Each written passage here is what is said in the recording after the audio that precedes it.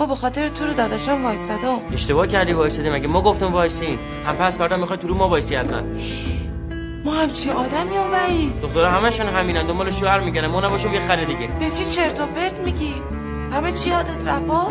تو اگه به ما قول نمیدادی که ما نمیذاشتم بهم دست بزنی. هم فردا میبرم من دکتر، میگم درستش کنم.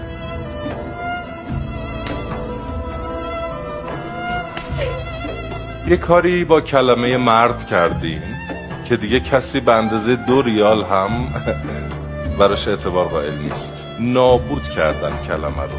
انقدر که گفتن سرم بره حرفم نمیره، اما حرفشون که رفت هیچ، زندگی ها که به باد دادن هیچ، سرشون روز به روز بیشتر رفت قاطی سرها و گردنشون هم روز به روز قطورتر شد.